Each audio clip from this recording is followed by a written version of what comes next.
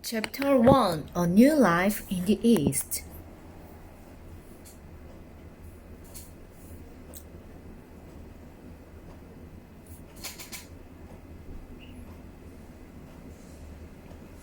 Many years ago, my father gave me some advice, which I have always remembered. When you attempt to judge someone, try to remember that many people have not had this same opportunity as yourself. He didn't elaborate any further. He didn't have to. I knew exactly what he meant. We had an unspoken understanding of one another. Because his advice, I always erred the side of caution. This, in turn, caused me become known as a non-judgmental solo character who was then subjected to the mundane conversation of a good number of individuals. I was also unfairly labeled a politician, and whenever I felt another was going to confide me, I would often pretend to be asleep or just focus my attention as well. This might privileged Billy's understanding how to be a man and my impatience about the shortcoming, I realized that there are limits. I reached the point where I just wanted everyone to the same consistent value. I didn't care what those values were founded on. I just wanted to be free of the burden of being forced to deal into the mind to hurt others. Gatsby stood for effort which I despise in life. Yet he is the only man whose problem, feelings, and emotion interest me.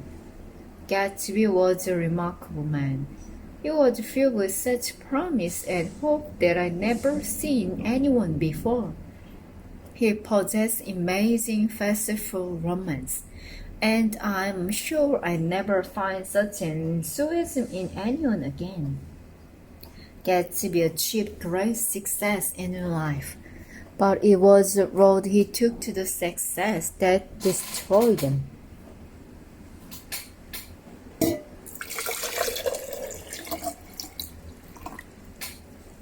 I heard that my family descended from Dukes of Buccleuch, but it was my grandfather's brother who started my family's business.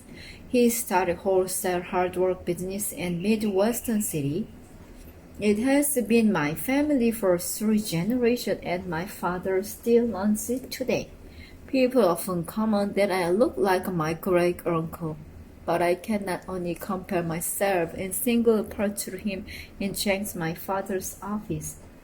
After graduating in 1915, I fought in Great War. Despite the violence many experienced during the war, I enjoyed myself and it made my very difficult to settle back into the life in Midwest.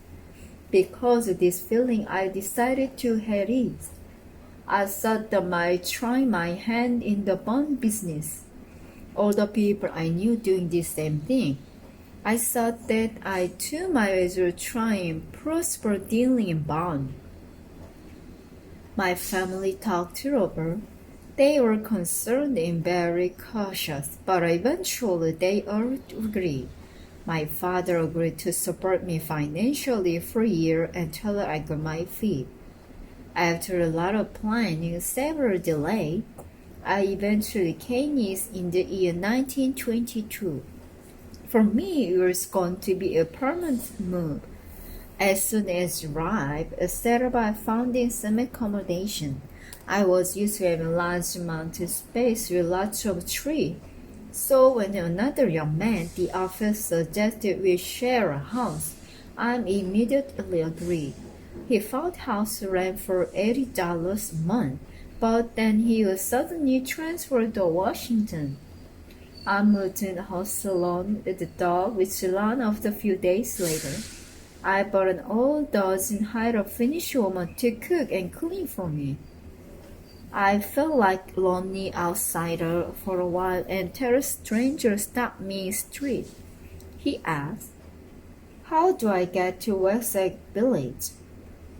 I suddenly felt like on a roller coaster as I got through it in destination.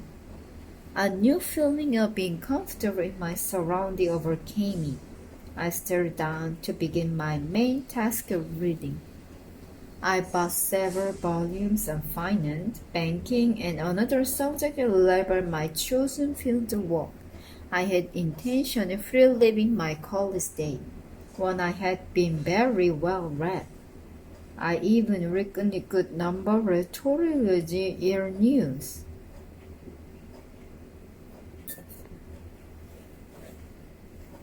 The neighborhood which I now found myself living in was an emotional, interesting community in North America.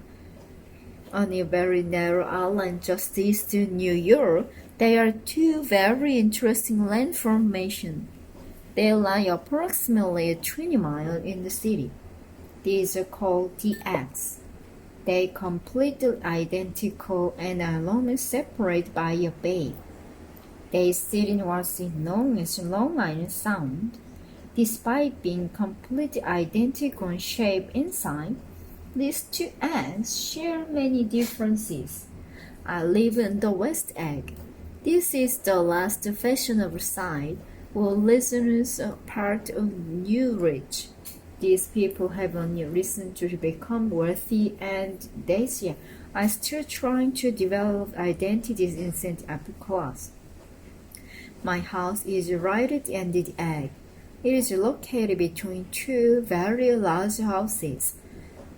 These houses are usually rented in summer in the area of $12,000–$15,000 for the season. The house on the right is a mouse attraction. It looks like the hotel near Normandy. It was a fair anyhow, and the ivy was just covered. At the back was a marble swimming pool, and behind it, the foliage is a great garden lawn. It was in this house that Gatsby resided. Of course, I didn't know at that point. Compared to his magnificent house, the world living in looked like a shambles. However, I was able to overlook this point. I had a magnificent view of Long Island Sound. I could partly into my neighbor's backyard, and I was laughing shoulder with the millionaires. All this for the bargain price of only $80 a month.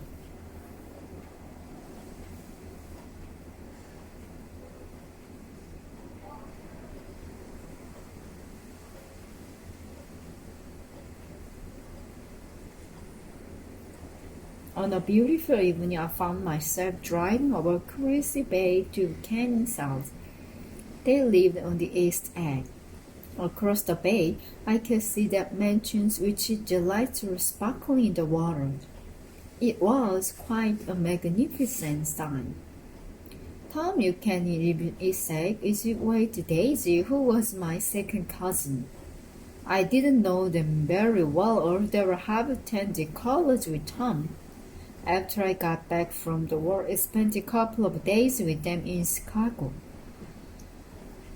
Tom was a very impressive man.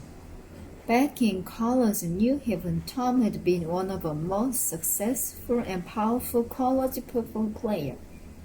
He excelled historically in the 21. That average achievement he made after the almost seemed like disappointment. He also came from extremely wealthy family, and he had always lived very extravagant life. After marrying, Tom and Daisy have lived a very carefully life. They travel here and there, wherever rich people playing polo. It was quite surprising when I found they decided to come and settle in the East. During a telephone conversation with Daisy, she told me that they would live permanently in the East. I found it difficult to believe because I could not imagine Tom being happy in one place. He lived the past few years in search of something to replace the excitement of his dramatic football year.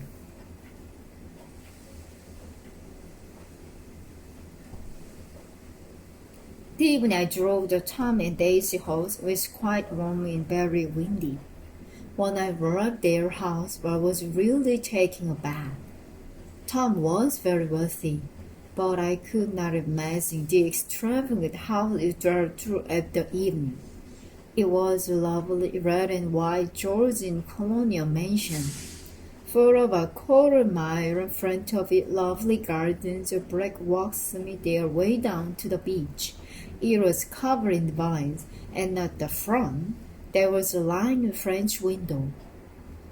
They all wide open to capture the afternoon air. I approached the entrance, and Tom is standing at the top of the veranda. He was still in his riding clothes, and he stood his legs apart. He had acted since our college days, but he did not listen to inside his strength. Under his riding clothes, at the sea's powerful muscles moved. He was about 30 years of age. His hair was fair, his eyes still glowed the confident arrogance. His voice was deep and resonating. Whenever he spoke, his voice always conveyed contempt. This called more than just our people and hate him. We were never very close in colors. Despite that, I always got the impression he wanted me as more an acquaintance. We stood on the veranda for some time. Looking around, he said, "This is a very nice place here." He took my arm and turned me around. We stood looking out of the ground. We looked out over the garden, which included an Italian garden, half an acre rose garden. All this is belonged to oilman, the man, Tom told me. Why don't you go inside now?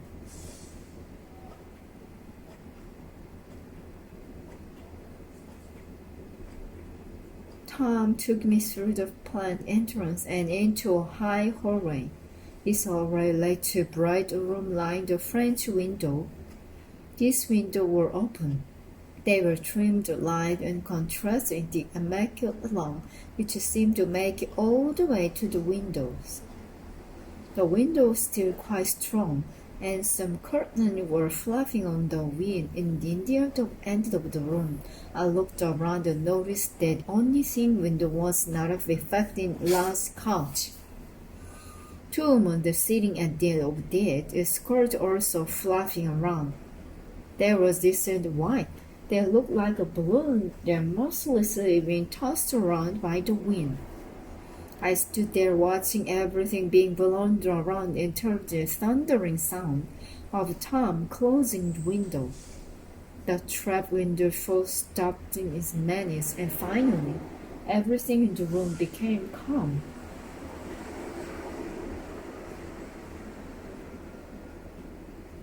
I was now eager to examine two women more carefully.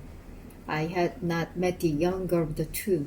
She was completely stretched upon her end of the couch. She was completely still, and with her chin product gave no hint that she had seen him. I was taken aback by her inattention, and the members that apology for disturbing.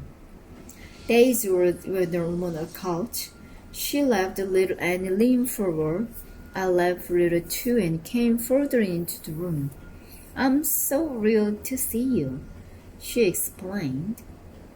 She came over to me and gave another little charming laugh. She took my hand, looked into my face, giving me the figuring that there was no one else on her that she would let her see. She whispered to me very quietly that the family name of the girl behind us was Baker. These were men known for whispering things quietly. I even been told she did it because she wanted people to lean in towards her.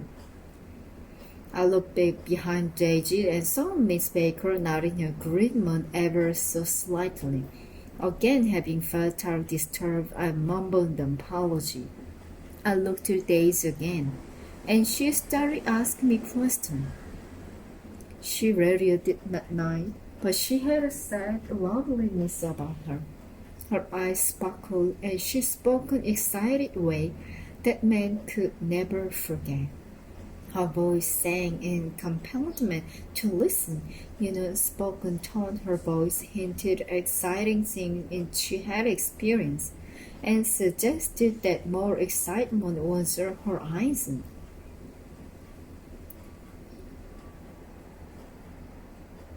I stopped up in Chicago for a while before I came east. I told her, all of your friends or family asked me to send their love to you. Do they miss me? She cried. Of course they do. Everyone is mourning. Everyone pinned to the left wheel on the back of their car, black as a sign of mourning. You should hear them crying for you along the North Shore too, I said. Tom, let's go back there. We should go there tomorrow. Would you like to see the baby? She asked me. Of course, I'd love to see her, I said. She's sleeping at the moment. Have you ever seen her? She asked. No, not once. Tom, she seemed bored. The conversation came over his head on my shoulder. So, what are you going to do, Nick? He asked me. I'm going to be working with Bond. Which company? He asked. I told him. He said, I've never heard of them. I was a bit offended by this, so I said, well, if you stand in East for any period of time, you will certainly hear of them. We'll certainly be staying East now, Tom said. As he spoke, he looked over Daisy, waiting for her reaction. We'd be a stupid one to leaving anyone else. Absolutely. It was Miss Baker who said that. She had not said anything the whole time I was there, and her contribution to the conversation took me quite by surprise. The sadness of her comment surprised her because she yawned, got up and said, Steph, I don't know how long I've been lying on the couch. Don't blame me, said Daisy. I've been trying to get you up so we can go to New York by afternoon. Just then, Surfing came out with a tray of full cocktail. No, thank you, said Miss Baker. I'm in training. Tom was surprised by this. You are? I can't believe that you ever get anything done. He took a drink and emptied it into for one mouthful of water. I looked at Miss Baker, wondered what it was she needed to get done. She was a very attractive girl. She was very decisive, with very good posture. She tended through her shoulders back. She had gray eyes and she looked at me curiously. I suddenly realized that I'd seen her before. I understand you live in West Egg, she said. There was an undertone of disapproval in her voice. I know one person there. I haven't met anyone there yet, I said. You must know Gatsby, she said. Daisy interrupted at that point. Gatsby? What Gatsby? She demanded. Dinner was out before I got the chance to say that he was my neighbor. Tom took my arm and pushed me through to our dinner was being served. The two men walked ahead of us and then went out onto the veranda. The sun was setting, a full candle flickering on the table. Of course, the wind had completely eased by this time.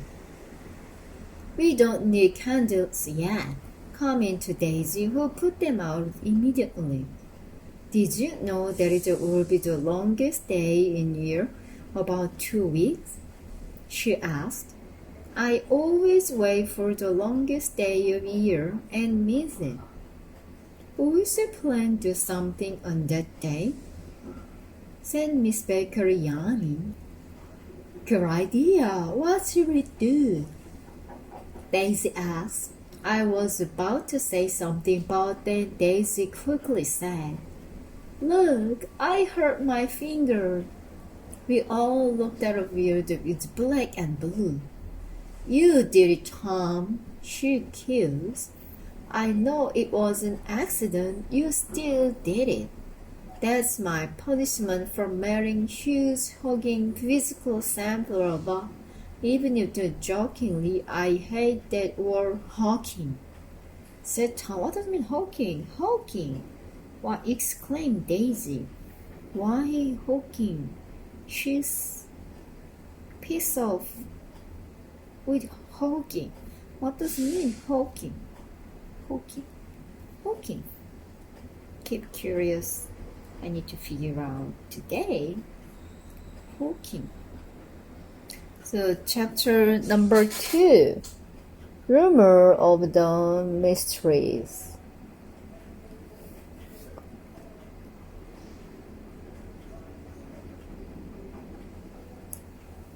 Chapter 2. Rumor of mysteries. Rumor of mysteries. Rumor of mysteries. Rumor of mystery. 정부에 대한 소문. Rumor of mystery. Mystery. Tree. While we waiting for dinner to be served, Daisy and Miss Baker would occasionally lapse into their own private conversation. Although accepted presence of Tom and me, they did little to entertain us, and they hardly respond to our effort to entertain them. They seemed to casually accept the evening would come to a close. Days were quite different to attitudes in the land. Evenings were usually hurried through the dread, the evening ever coming to an end. I feel quite uncivilized, do Daisy? I said to him. I wish you would talk about more every topic. Tom butted in before Daisy even got a chance to respond. Civilization just fell on your part, Tom said abruptly. Have you ever heard of Arthur Gardner? He wrote a book titled The Rise of the Color Empires. Tom's spoke quite lawfully surprised me. No, I haven't read it, I told him. You should. The Rise of based a whole book on science. He said the white race must be careful, or I'll be taken over by altogether, Tom said. Tom liked to read a lot of books to list over subject. It's very deep, Daisy said. Tom looked at Daisy with shoulder annoyance and said, No, this book is scientific. The writer had always upped up. He coolly demonstrated how it would be possible for other races to rear up to dominate. We have the fight to maintain control. We have to beat them into submission. Daisy whispered to me and winced at the same time. Tom continued to talk. We have Nordic background. You do, Nick? Are you? Miss Baker doesn't so Daisy. It is Western civilization and create science and art. Here work together civilization. I looked at Tom. That he loved to be pathetic. He was trying so hard to replace the former complacency. I was in the middle of my thought when the telephone rang. Rick Barkalow inside to answer it. Daisy took the opportunity to whisper something to me. I want to tell you a secret. It's about the Buckle of Love. Do you want to hear about it? She asked. It's the reason why I came to visit, I said. He used to be a silver policer for some wealthy in New York. They had a silver service of 200 people. It was his job to polish to silver, but it eventually affected his nose. Finally, he had to give up his job. I looked at Daisy and I noticed that her face was glowing. Her delicate voice almost forced me to lean in towards her. Roberto Lee appeared to whisper something in Tom's ear. The expression on Tom's face changed. He frowned and got up the rear saying, "Whoa." Daisy almost seemed to become animated by Tom's perch at the table. She leaned closer to me and said, Nick, it's wonderful to have you at my table. It almost resembles a rose. Doesn't he almost look like a rose? She asked me, Baker. I thought that this was a very strange thing for Daisy to say. I don't look anything like a rose. I know she was only trying to make me feel comfortable with her own sincerity. A few months later, she placed the napkin on the table, excused herself, went inside. Miss Baker and I briefly looked at each other. I almost said something when she put this said. Shh. We listened closely and could hear voices mumbling in one of the rooms inside. Miss Baker moved closer so she could hear better. We can continue to listen. At one point, we could understand most of what was being said, but then became incoherent. I decided to try and make some conversation. How I said, You mentioned Mr. Gatsby earlier. He happened to be my neighbor. Shh, I want to hear what they say. Miss Baker said. Is there any interest? I asked. You don't know? She asked, looking very surprised. I thought everyone knew. I don't know anything, I told her. Really? Tom has another woman in New York, she told me. I stared at her and questioned, Another woman? She nodded her head. She doesn't even have the menu. It's not the color dinner time, remarked Miss Baker. Miss Baker had only just finished speaking, and Tom and Daisy returned to the dinner table. Sorry we're leaving you, apologized Daisy. She sat down, looked at Miss Baker, and then at me. Then she said, I went outside to ruminate. It's such a lovely evening. It's very romantic. I think there's a nightingale on the lawn at the moment. Tom, isn't it romantic? It's very romantic. He replied. He turned to me and said, Why do I take you down in the desert afternoon? It's a still sunlight. At that moment, a telephone rang. Daisy shook her head at Tom, then the sort of table was forgotten. It was a very uncomfortable moment. I remembered that the candle had been lit again, and they looked at everyone too about looking at Tom and Daisy. Even Mr. Baker, who had a narrow sneeze about her, we did able to ignore the existence of the uninvited fifth guest that evening.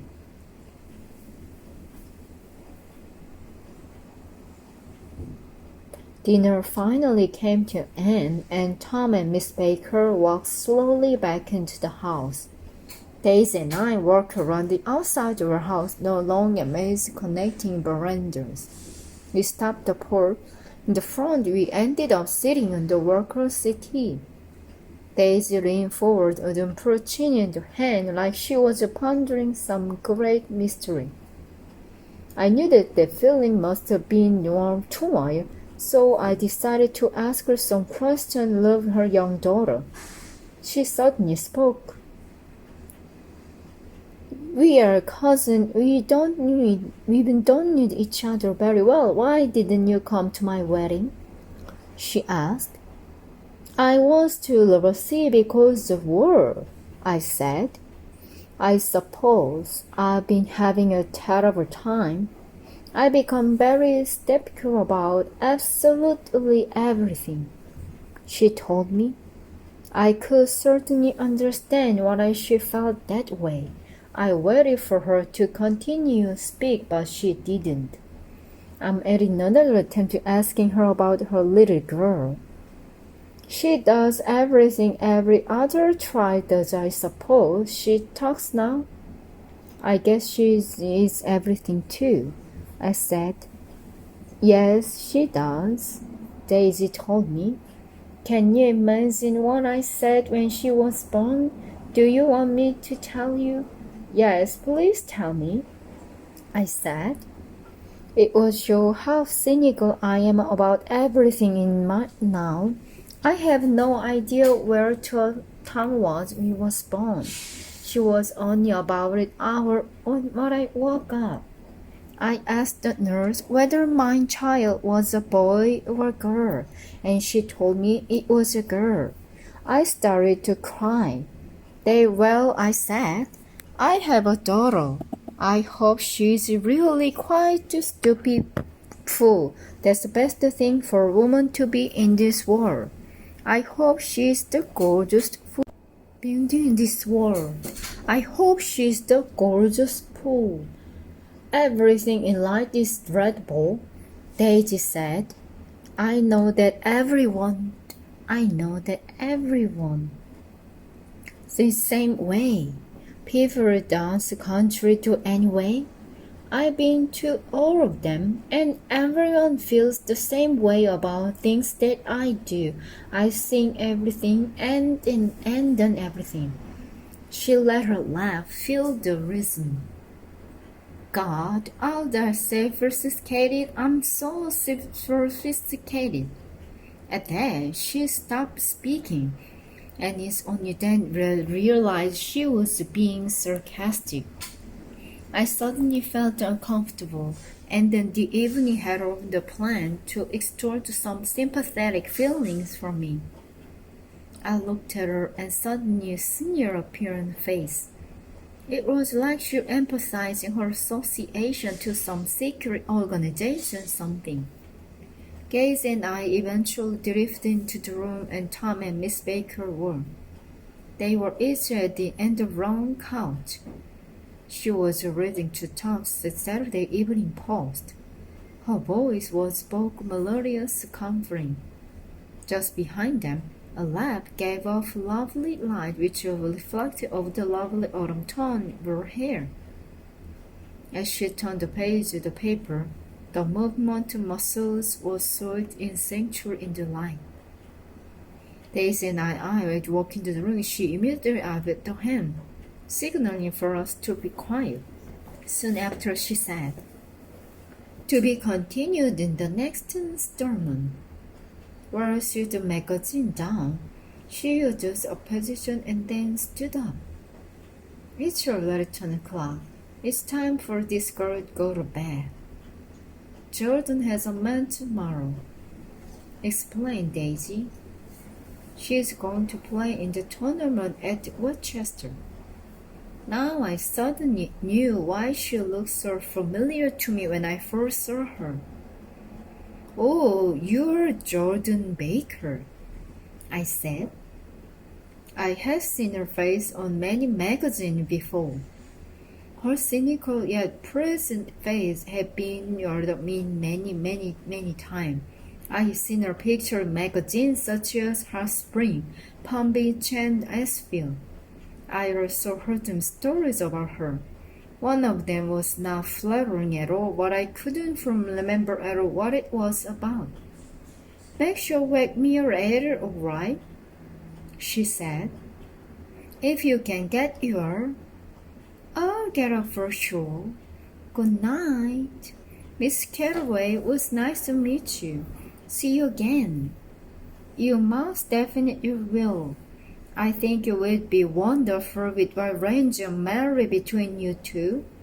Why don't you come over and open it? I'll accidentally lock you two up. You push you out into the sea, force you together, that kind of thing." "Good night," Miss Baker said again on the hallway. "I didn't hear what is this to say." "She's a good girl," Tom commented. "I'm surprised at her roam around the country that she does." Daisy looked at him angry and said, "Who do you mean by they?" "Her family." "Her family consists of one aunt who was born a century ago. You needn't worry because Nick is here now. You'll look after her, won't you, Nick? She's going to lots of time here during this summer. I think it will do her the world of good." Tom and Daisy looked at each other. I sensed the awkward feeling, quickly said, It is Miss Baker from Europe. No, she isn't. She's from Murder. We spent our girl there together. A beautiful white. So when you are on the veranda, did you reflect discussion together? Tom asked Daisy. Daisy looked at me and asked, did we? We talked about all sorts of things. I think at one point we even talked about no regret. You know how easy it is to move from one subject to You can't believe everyone tastes your neck, Tom said to me. I haven't heard anything at all, I said to him in a lighter fashion. I think about time I'd be going home. We all stood up together, walking me out of the house. They were in the door to see me up. I turned the engine on just then Daisy called out, Wait! She came rushing over to me. I wanted to ask you something. It's really quite important. Tom and I heard you were engaged to a girl when you were still out west. Yes, we both heard the same thing. You're engaged? Tom asked. Not at all. It's only a rumor.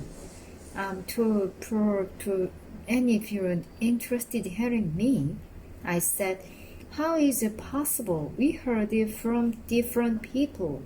When you hear the same thing from so many different people, it must be true. Say, Daisy.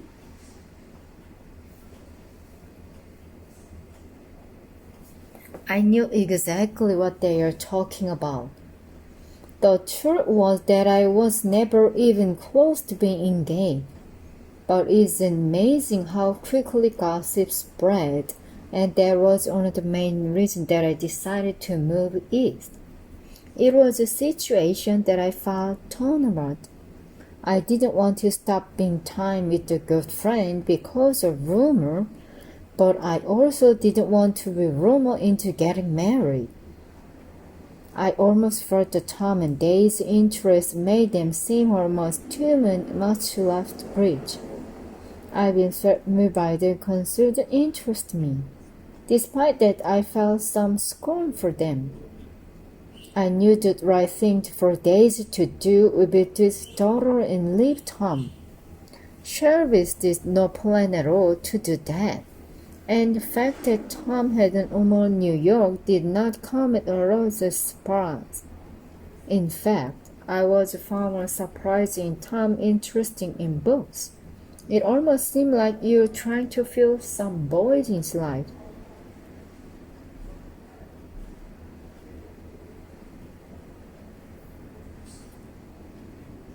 Extravagant house.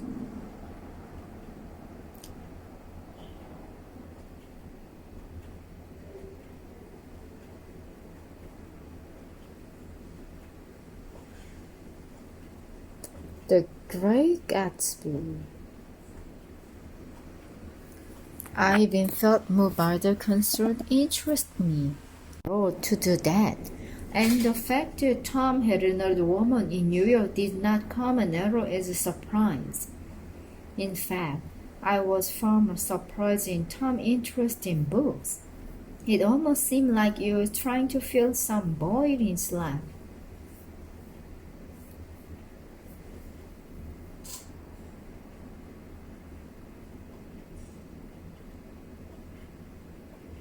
I drove away and left an expectant path.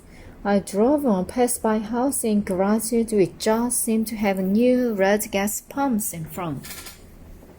The summer moon is full, in all splendid glory and shone it ready for everything I passed, allowing me to see everything almost as clearly after days.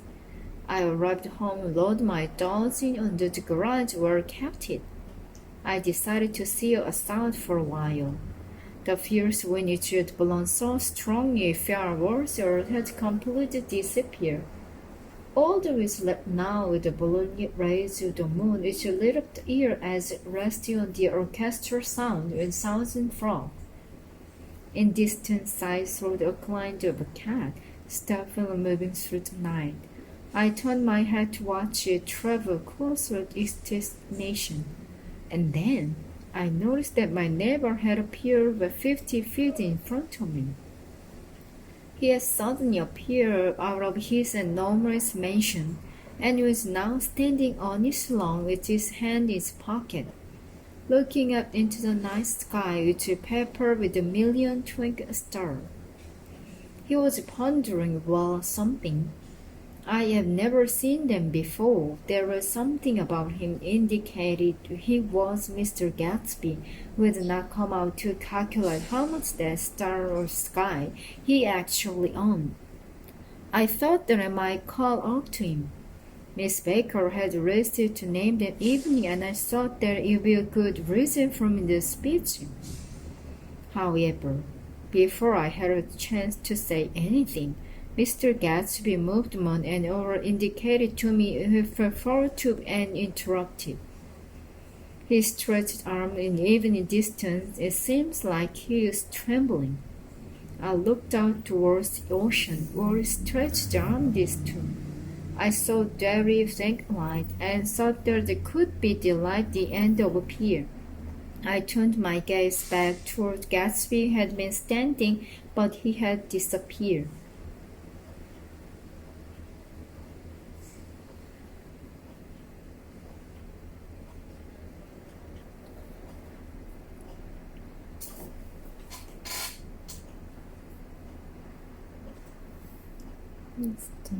Disappeared. 3. New York apartment. Chapter 3. New York. New York apartment. The Great Gatsby. Chapter 3. A New York apartment.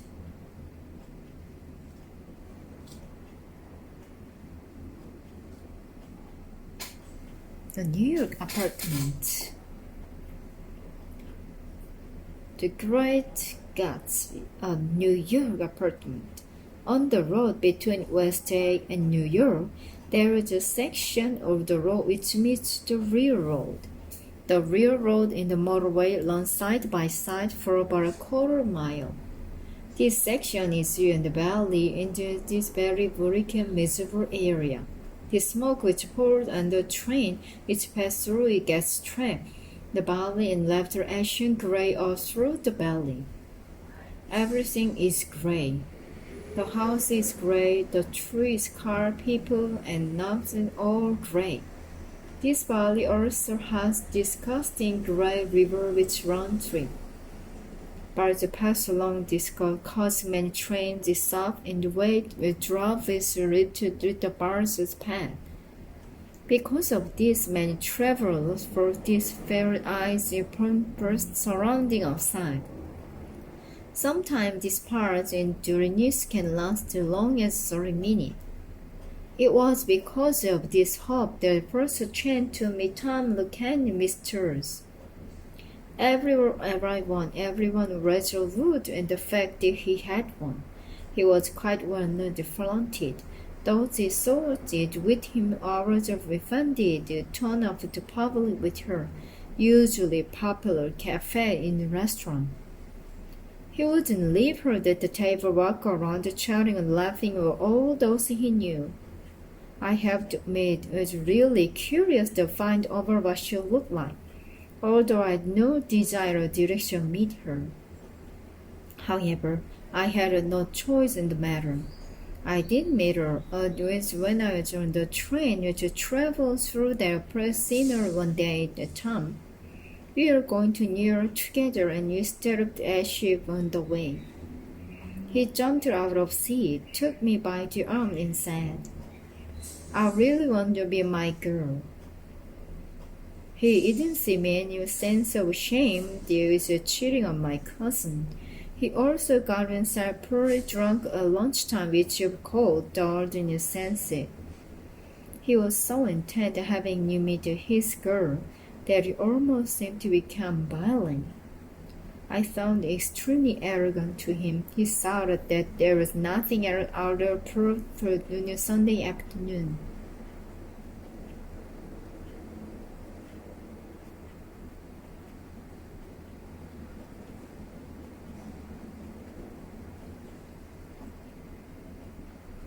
After we got off the train, you climbed over a low road fence and started walking towards the town, which looked much like wasteland. The first building came into sight of a small block yellow brick shop. One of the shops resided at the front saying for rent. Another was a light restaurant and third was a grounds. He had a sign at the front which said, Repair, George B. Wilson, Car Spot and Soul. We walked inside. The garage looked very similar to the outside the run we had just left. It was bare and depressing. There was only a dust-covered rag sitting inside in the corner. I almost felt that the garage must just be a front for something else. Perhaps the above will be a luxurious apartment.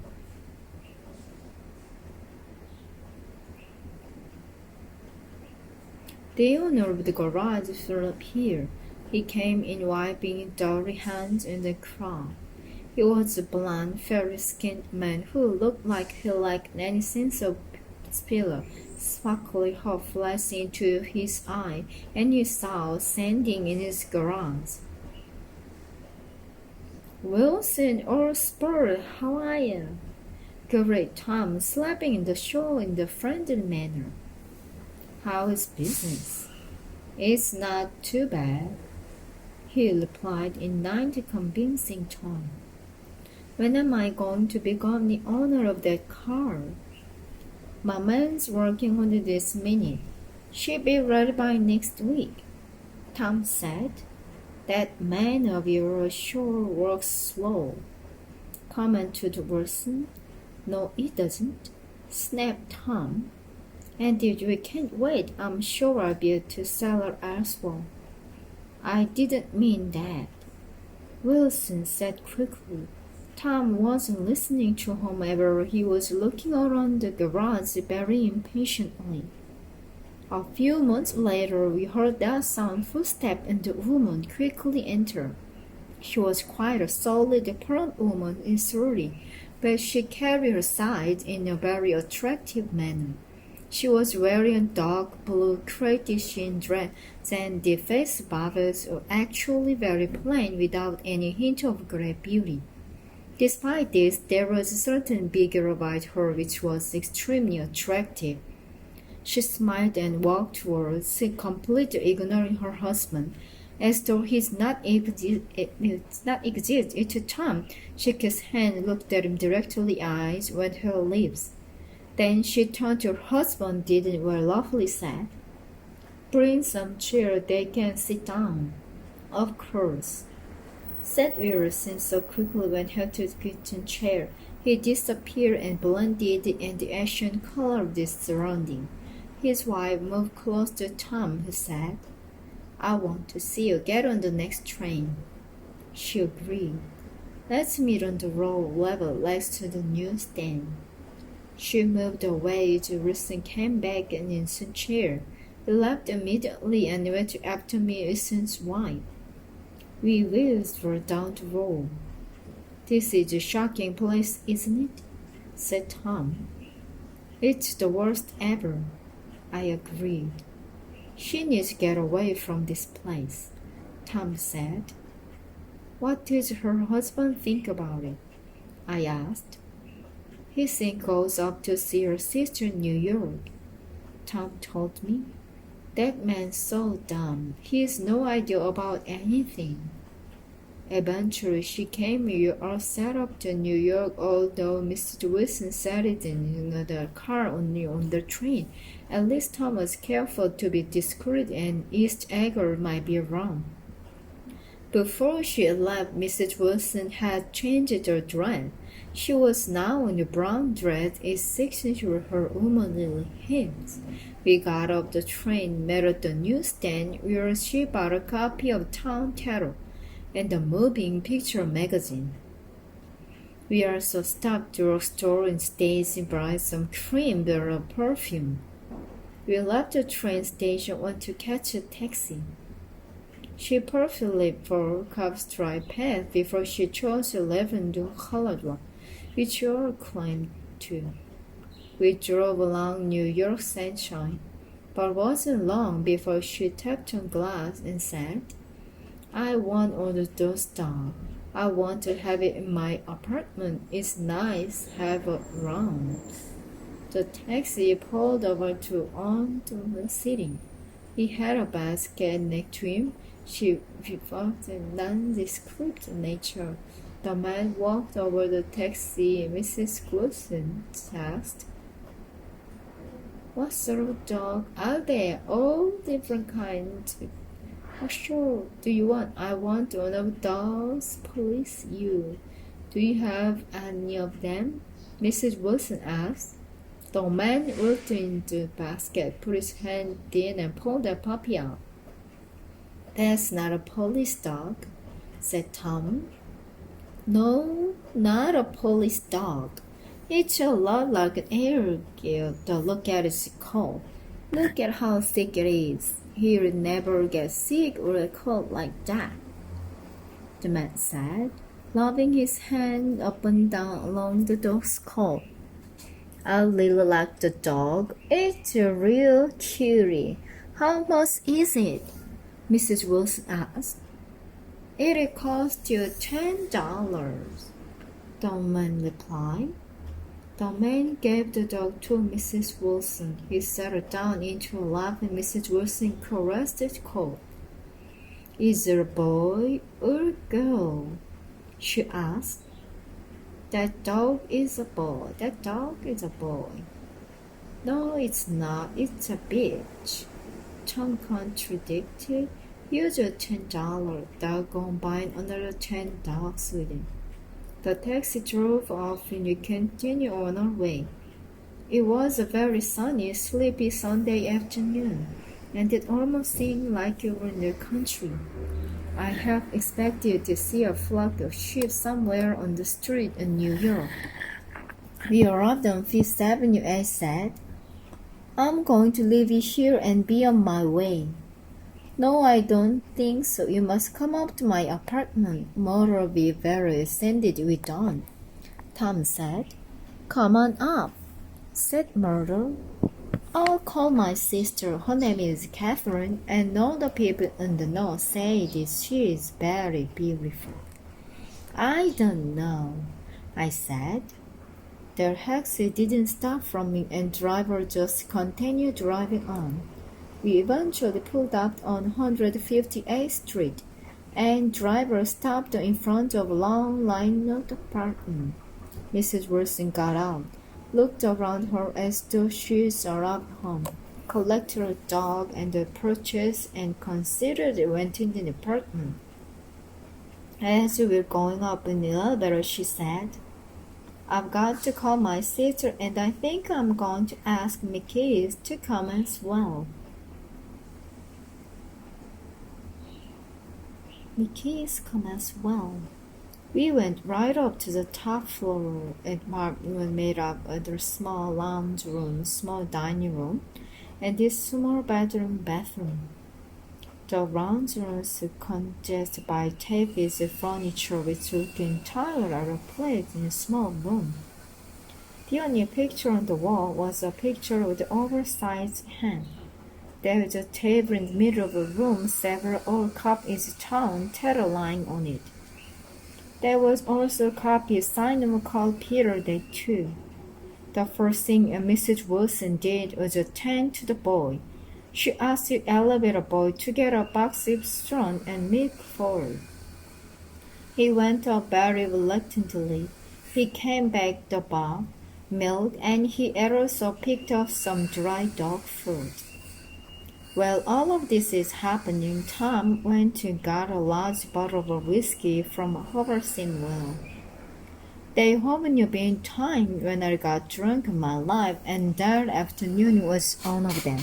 Most of the events of that afternoon and distant haze in my memory. I still remember Mrs. Wilson sitting on Tom's lap. She spoke to several people on the telephone. At one point, I went to buy a cigarette from the corner drugstore. When I came back from errand, they had vanished. In my newfound solitude, I sat down on a chair in the lounge room and tried to copy of Simon Cowell up here. With the fixed the alcohol storing everything, the book didn't make any sense to me at all. Tom and Mary eventually safe and sound agreed to get mother invited. After being lubricated with some alcohol, Mrs. Wilson and I started calling each other by first name. Mother's sister, Catherine Wright. She looked sorry and slender, has red hair, very fair, powdery complexion. She walked in the apartment, looked around with such an attitude that I saw she might have owned it. I asked her if she just left me. Not at all, she said. I leave the girl-rented hotel. The Mickeys also arrived at the same time as Catherine. Mr. Mickey was very self man with a feminine in Tennessee. He had about obviously just shaved before coming because still a small amount of shaving cream on his neck. He greeted everyone in the room very respectfully, told me he was into the artistic world. I later found out he was a photographer. His wife was a rather annoying woman. She had a loud, piercing voice and was a mixture of being handsome and horrible. Did you know my husband is followed me 127 times? She said to me very arrogantly. Mrs. Wilson now changed to dress once more. She is changed into a cream chiffon dress which Lawson moved up the room. It almost seemed like her personality changed with the clothing we wore. When I first saw her blue dress, she had an air of vitality about her. Now her cream chiffon dress, she had a gray self in your person. The way she moved the room, spoke, almost demanded everyone pay attention to her. Catherine, you have to be careful of people all the time. She advised her sister. All people think about money. They will chew you out of as much as they can. I have the mother come here to look at my beak the other week. When it came time to pay her, you would have thought you performed surgery or something. Who was that woman? Asked Miss Mickey. Mrs. Everhart. She looks at people stupidly and hum. Replied Miss Wilson. I think that is a lovely dress you're wearing. Complimented Mr. Mickey. Mrs. Wilson just threw her hand near Mr. Mark. It's something I have lying around to get into every once in a while when I don't care about how I look, she said. But the dress is really stunning on you. Continued Mr. Mickey. I think my husband to take picture of it, he'll be able to tell you at the phone perfectly. It was done wonderfully. We are worried to Mrs. Wilson in managing how she'll look on the photograph. She smiled back at us very brightly. Miss Mickey looked at her intently, said, I would need to change the light, bring it the best future. Oh no, changing my light, no good at all, exclaimed Mr. Key. I think silent her husband Wizard continued to look at Mr. Mickey. Tom yawned and stood up. We need to give her another drink, Tom said.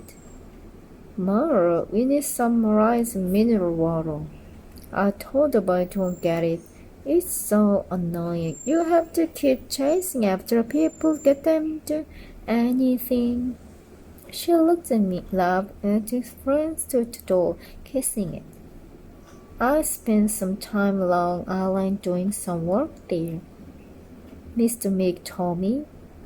I got the two of my study friends downstairs, and named Montauk Point, the girls, and the other Montauk Point, D.C. Are you from Long Island? Catherine asked me. Yes, from West Egg, I told her. I was there a party at Gatsby House not too long ago. Do you know him? She asked. He's my neighbor. I've heard people say he got his money because he's nephew or something. Chapter 3. Read aloud with book. Real paper. I like real paper. Thank you. Second-hand book. Pretty great. I didn't expect it like that. It's good. One page, right page is English. Right one is Korean.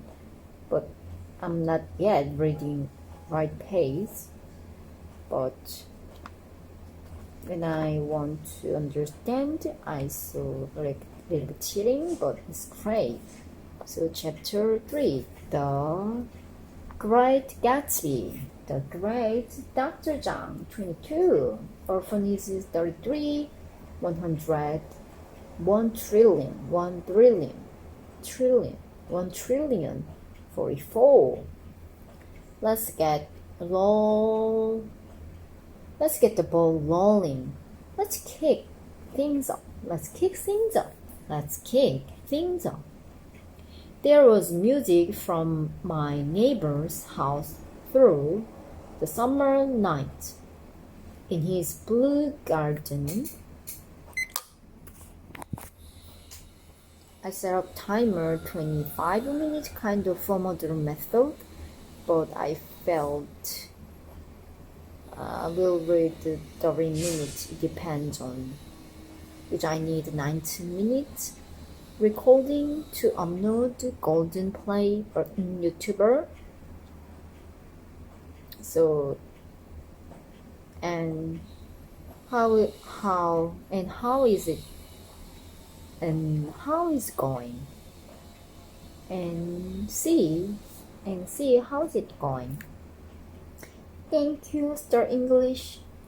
EBS program is amazing. I learned from all of them from EBS. Best broadcast. I super recommend. Anyhow, let's get the ball rolling.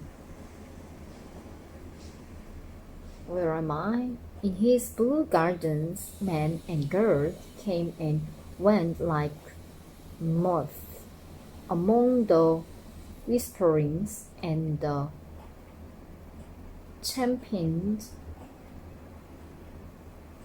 and the stars.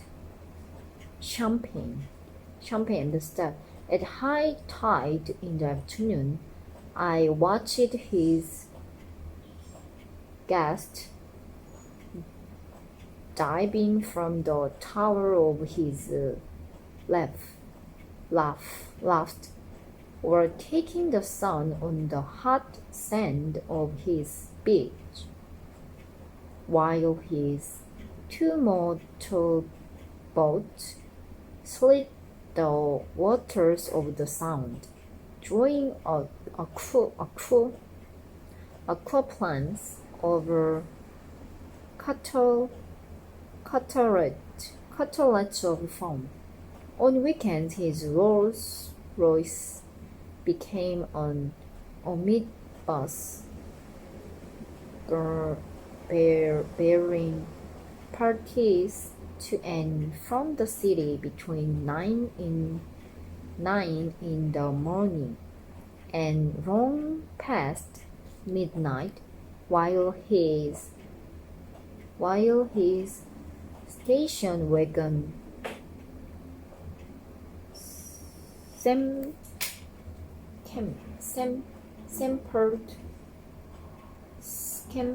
scampered like a brisk yellow bug to meet all trains. And on Monday, 8 servants, including an extra gardener, toiled all day with mop and scrubbing brushes and hammers and golden shears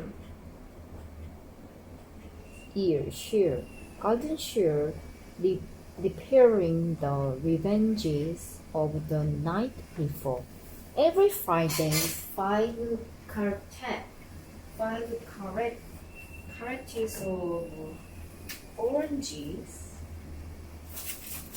characters of oranges.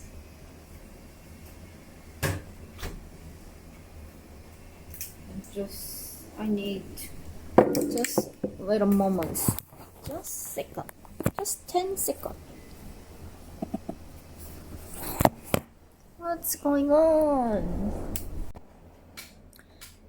At high tide in the afternoon,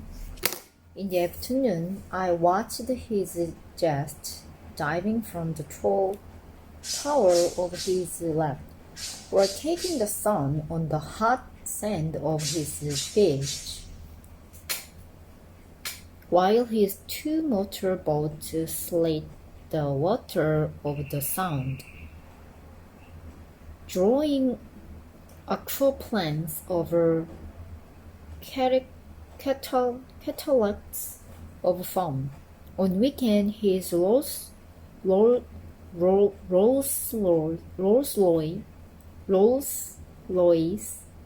Royce became an omnibus,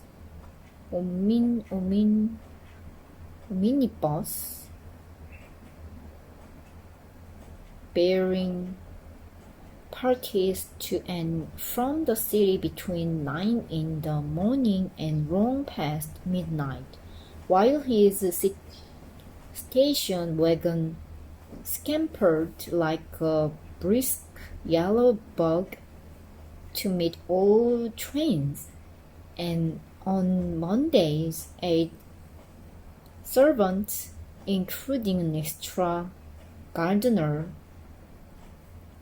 toiled all day with mops and scrubbing brushes and hammers and garden shows, repairing the ravages of the night before. Every Friday, 5 crates of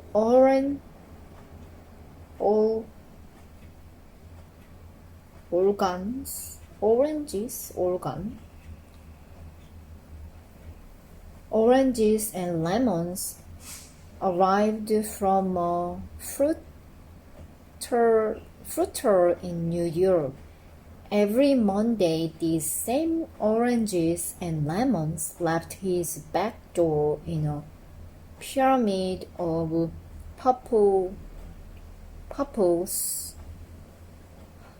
hearts. There was a machine in the kitchen which could extract the juice of 200 or oranges in half an hour if a little button was pressed 200 times by a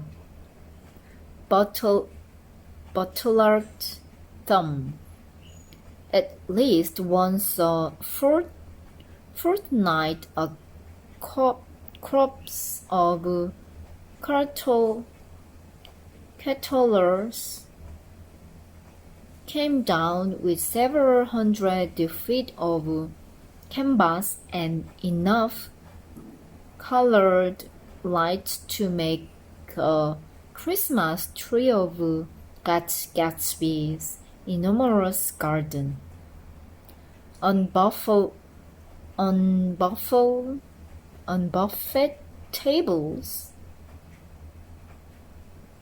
garnished with glistening hearts. I never seen like that. Orberg species, baked hams, crowded against the salad of hurricane designs and pastry pigs and turkeys bewitched to a dark gold.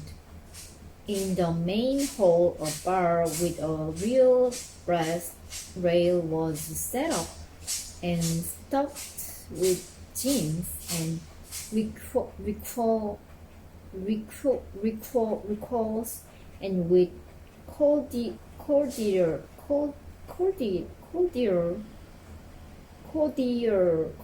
so long, forgetting that most of his female guests were too young to know one from another.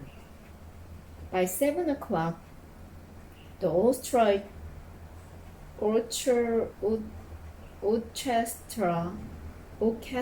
has arrived. By 7 o'clock, the orchestra has arrived.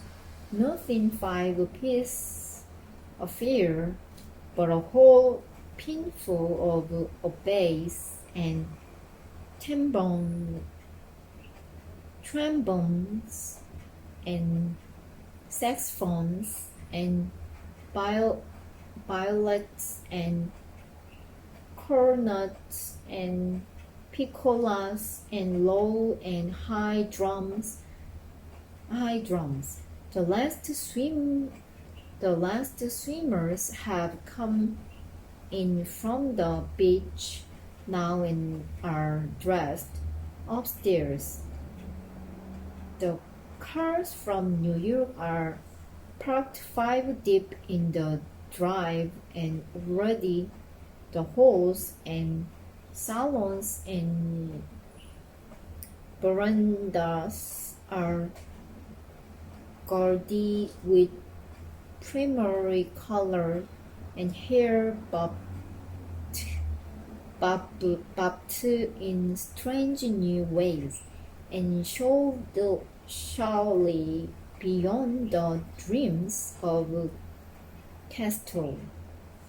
The bar is in full swing, and floating rounds of cocktails permit the garden outside until the air is alive with chatter and laughter and casual innuendo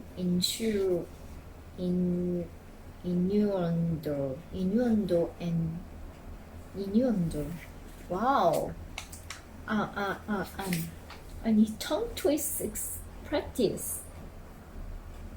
Renewendo and introduction forgotten on the spot, and enthusiastic meetings between women who never knew each other's names. The lights grow brighter as on either lurches away from the sun, and now the orchestra is playing yellow cocktail music, and the opera of voices pitches a key higher. Laughter is easier minutes by minute, spilled with prodigality, tippered out at the cheerful world. The groups changing more swiftly swell with new arrivals, dissolve and form in the same breath.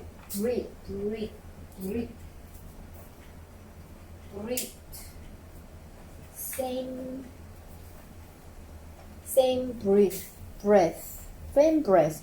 Already there was wonder, the confident girl who waves here and there among the stunter and more stable, become for a sharp, joyous moment, concerned moment, the center of a group, and then excited with trumpet, glide on through the sea change of faces and voices and color under the constantly changing light. Suddenly, one of these gypsies in trembling appall seizes a cocktail out of the air, drums it down for courage, and moving her hands like Frisco, dances out alone on the canvas platform. A momentary hush. The orchestra leader varies his rhythm originally for her, and there is a burst of chatter as the enormous news goes around that she is Gilda Grace understay from the folies. The prick has begun. I believe that on the first night I went to Gatsby House, I was one of the new guests who had actually been invited.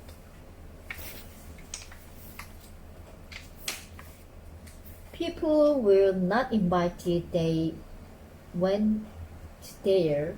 They got into automobiles which burned them out of Long Island, and somehow they ended up at Gatsby's door. Once there, they were introduced by somebody who knew Gatsby, and after that they conducted themselves according to the rules of behavior associated with an amusement park.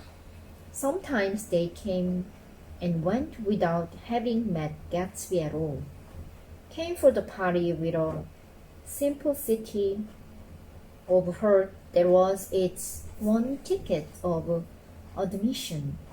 I had been actually invited.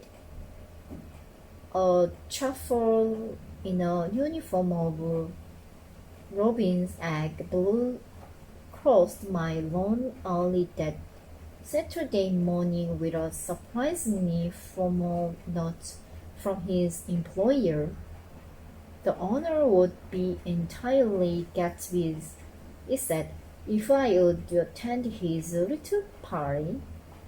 That night, he had seen me several times and had intended to call on the long before, but a particular combination of circumstance had prevented it.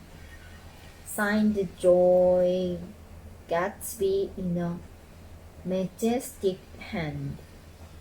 Dressed up in wild flannels, I went over to his lawn a little after 7 and wandered around the ladder ill at ease among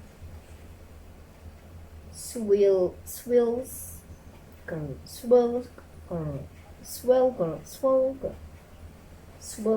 and ended of people I didn't know. Thought here and there was a fact I had noticed on the commuting train. I was immediately struck by the number of young Englishmen dotted about, all well dressed, all looking a little hungry, and all talking in low, honest voices to solid and prosperous Americans. I was sure that they were selling something, bonds or insurance or automobiles. They were at least organizationally aware of the easy money in the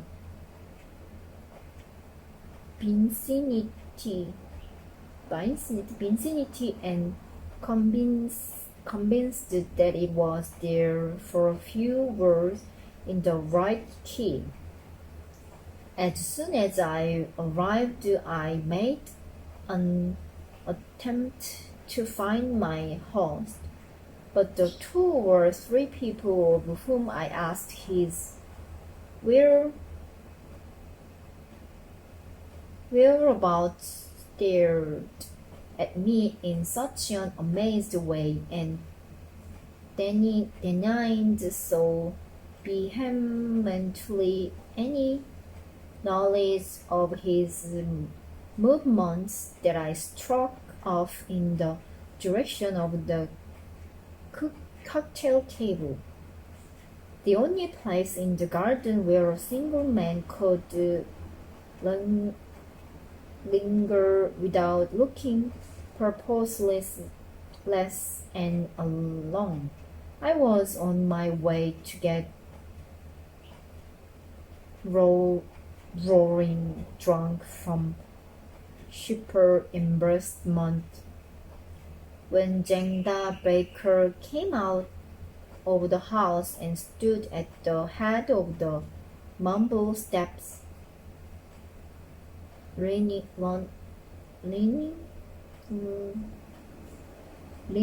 a little backward and looking with contemptuous interest down into the garden. Welcome or not, I found it necessary to attach myself to someone before I should begin to address cordial remarks to passers-by. Hello, I rolled, advancing toward her.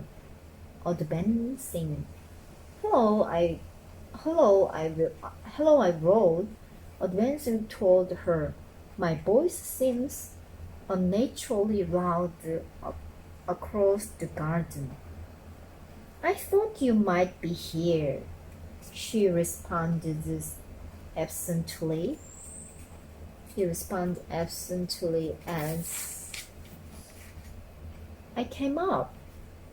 I remembered you live next door to.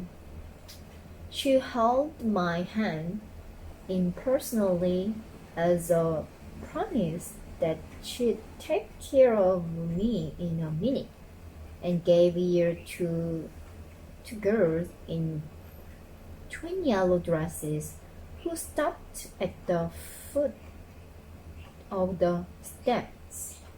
Hello, they cried together. Sorry you didn't win. That was for the golf tournament. She had lost in the finals the week before. You don't know who we are, said one of the girls in yellow. But we met you here about a month ago. You've dyed your hair since then, remarked Jordan, and I start.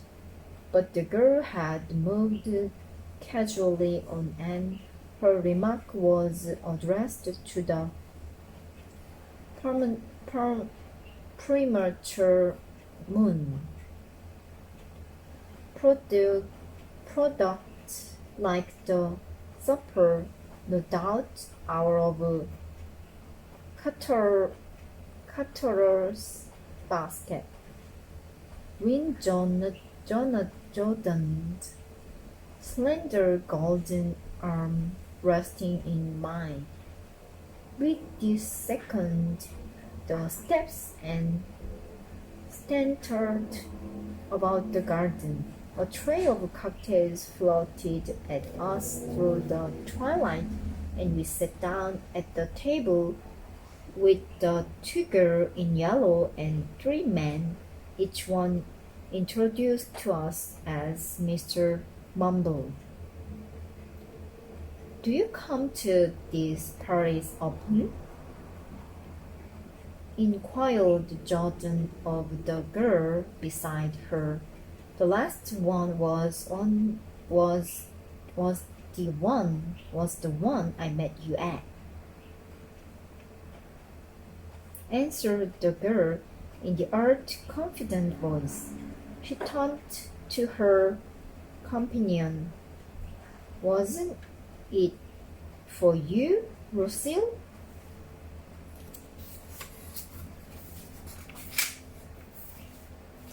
It was for Lucille too. I like to come, Lucille said. I never care what I do, so I always have a good time. I never care what I do, so I always have a good time. When I was here last, I tore my gown on the chair, and he asked me my name and dress. Inside of a week, I got a package from Crony Readers with a new evening gown in it. Did you keep it? Asked Jordan. Sure I did. I was going to wear it tonight, but it was too big in the bust and had to be altered. It was gas blue with lavender bead best, $265. There's something funny about a fellow that's devil do thing like that, said the other girl eagerly. He doesn't want any trouble with anybody. Who doesn't? I inquired. Gatsby, somebody told me. The two girls and Jordan laughed together confidently. Somebody told me they thought he killed a man once. A thrill passed over all of us. The three Miss Mumbles bent forward and listened eagerly. I don't think it's so much that, argued Lucy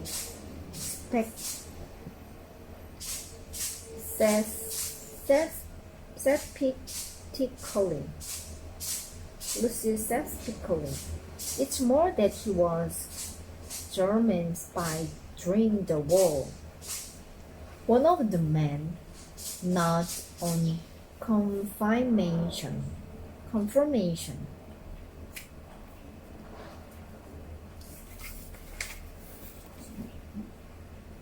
I heard that from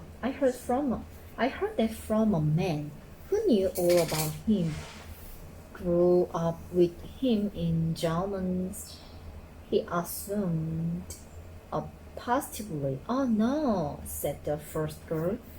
It couldn't be that because he was in the American army during the war. As our credulity switched back to her, she leaned forward with enthusiasm. You look at him. Sometimes when he thinks neighbor, sometimes When he thinks nobody looks at him. I will bet he killed a man. She narrowed her eyes and shivered. Lucille shivered. We all turned and looked around for Gatsby. It was testimony to the romantic speculation. It was testimony. It was testimony to the romantic speculation he inspired that they were whispered about him from those who had found little that it was necessary to whisper about in this world.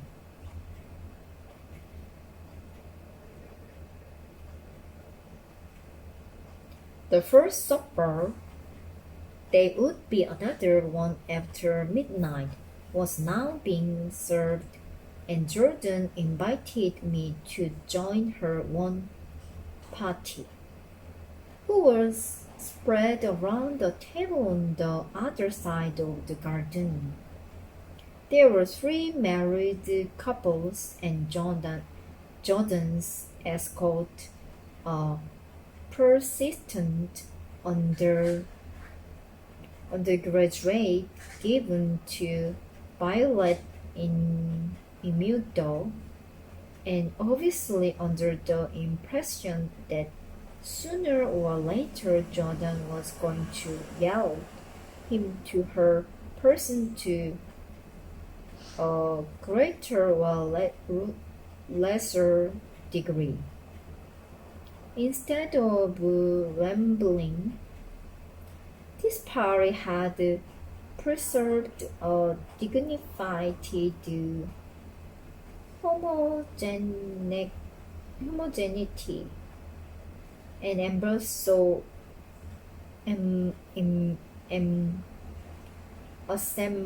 assumed to itself the function of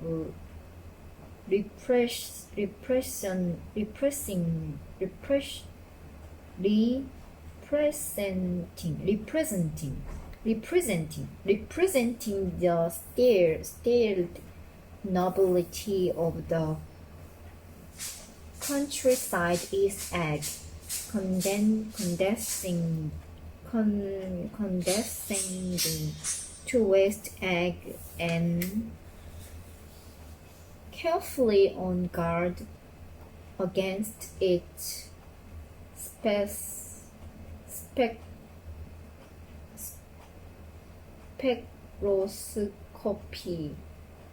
gaiety. Oh,